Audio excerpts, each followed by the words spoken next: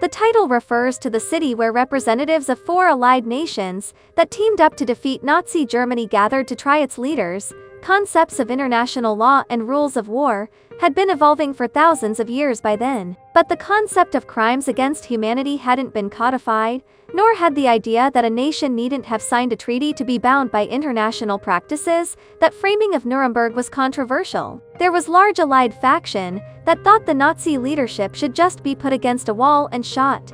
That's what usually happened to leaders of countries defeated in a war. It would have been faster and cheaper than a globally televised trial, and the architects of the first mechanized genocide wouldn't have been able to twist media coverage of the event to spread their ideas. Nuremberg is based on The Nazi and the Psychiatrist, a non-fiction book by Jack L. High about the relationship between Hermann Göring, the highest-ranking surviving Nazi at Nuremberg, and American psychiatrist Jack Kelly, who was brought to Nuremberg to evaluate imprisoned Nazi leaders and determine if they were fit to stand trial. As Smithsonian Magazine put it, Kelly wanted to dissect evil by determining whether members of the Nazi high command shared a psychiatric condition that led them to commit unspeakable atrocities, the Holocaust chief among them. Kelly got involved because there was an idealistic post-war push to make sure the men whose orders caused millions of deaths were held responsible for their actions.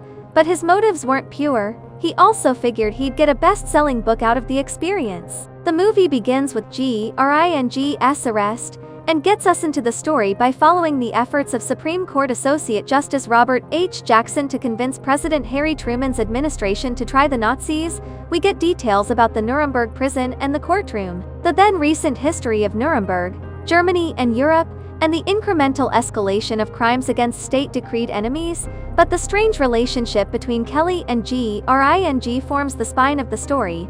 Both actors are exceptional. Crowe shows us why he's one of the last great movie stars, as well as a brilliant performer, settling into the high-powered character actor phase of his career as if it were a ratty old barcalowner with a drink holder in each armrest. Like Gene Hackman in his greatest 80s and 90s performances, Crowe has such a regular guy energy that on those rare occasions, when Göring is thwarted or disappointed, and we get a glimpse of his capacity for overwhelming violence, it somehow comes as an unsettling surprise within the context of the scene, even though we know the man's a killer. Malek got flack for his Oscar-winning performance as Freddie Mercury in Bohemian Rhapsody, not without justification, but he'd already proved he had the stuff to be an offbeat leading man in the satirical thriller Mr. Robot, which succeeded mainly because of his ability to connect with viewers' emotions, and his work as Kelly confirms why so many filmmakers saw such potential in him. His performance as Kelly is the best he's done in a feature film. Malek communicates Kelly's internal struggles largely through his reactions during conversations and when he's watching the trial unfold.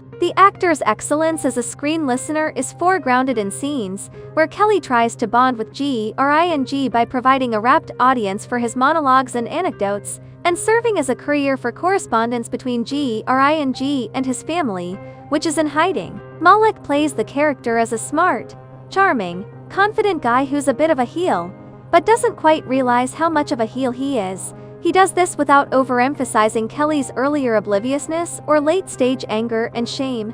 Ethically, Kelly is shaky from scene 1. He's got one eye on history and another on his personal fortunes. We clock him as slippery from his introductory sequence, which sees him doing sleight-of-hand magic to fascinate a beautiful young woman on the train to Germany. Kelly's stance that doctor-patient confidentiality should apply even in a military prison was not that firm to start with, and it crumbles when he's asked to personally provide accounts of each session with Göring, so that Jackson can have an advantage when the Nazi boss is on the witness stand. Göring corrupts Kelly, further by flattering him into thinking that his empathetic brilliance is what caused Göring to divulge personal secrets. It's actually a textbook example of a charming monster, playing a questioner as deftly as Richard Strauss conducted the Berlin Philharmonic Orchestra during the war. There's an early moment where Göring, who says he doesn't understand English, slips up, but subtly enough that only Kelly notices. Kelly is proud of himself for seeing through Göring, but later we wonder if Göring is so slick that he performed the slip-up with enough precision that it would fool everyone. But Kelly, Vanderbilt, whose breakthrough assignment was the adapted script for David Fincher's Zodiac, once again shows his ability to lighten grim subject matter with sardonic humor without seeming disrespectful. Steven Spielberg does this in all of his historical dramas, including Schindler's List, as did Stanley Kubrick. Sometimes the sheer absurdity of a horrible situation demands a bit of humor so as not to come across as dishonest or tediously preachy. There are several chilling early scenes where Gring regards the psychiatrist with an expression that truly does seem disarmed and trusting, but is more akin to a skilled butcher looking at a cow and imagining dotted lines on a cut chart. Gring and Kelly's interaction stand for different ways of thinking about war, genocide, international law, and the ethics of psychiatry, as well the more generalized responsibility to make correct moral decisions even under threat of death. Their scenes also show the allure of eloquent but savage men who rise to positions of influence by knowing how to manipulate people and can apply the skill to any situation, including a session with a prison psychiatrist. Gring also has aspects of Satan as con artist, breaching his target's moral defenses by going off on funny tangents and wallowing in whataboutism. When Kelly confronts Gring in his cell about his claim not to know that prisoners were being executed, he changes the subject with, "You think American bullets and bombs might kill people? You vaporize 150,000 Japanese at the touch of a button, and you presume to stand in judgment of me for war crimes." Putting sense in the mouth of the devil is a risky move, but the way Gring reels in everyone, even a man whose job is understanding psychology, shows how dictators and their minions seize power from people who fancy themselves too smart to get played. Nuremberg confirms why, even after the trial, it was easy to draw new generations to fascism. The very thing that the Nuremberg architects hoped the public exposure and punishment of the Nazis would prevent.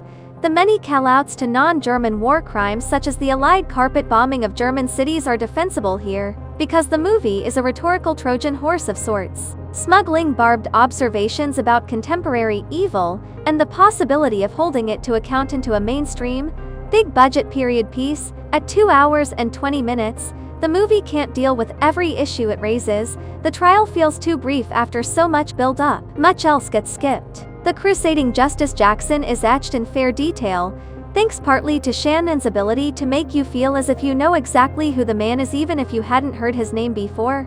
It's a solid film of kind that used to be more common and earnest, unpretentious Oscar movie that wants to be seen by everyone, and consequently doesn't try to be too complex or arty. It wants to educate and inspire as well as entertain, and isn't shy about that ambition. And it's very effective at making a case for specific contemporary outcomes while seeming as if it's just showing you a dramatization of history. At one point, a character tells us that it happened here because the people made it happen, because they didn't stand up until it was too late. He's talking about Germany, among other places.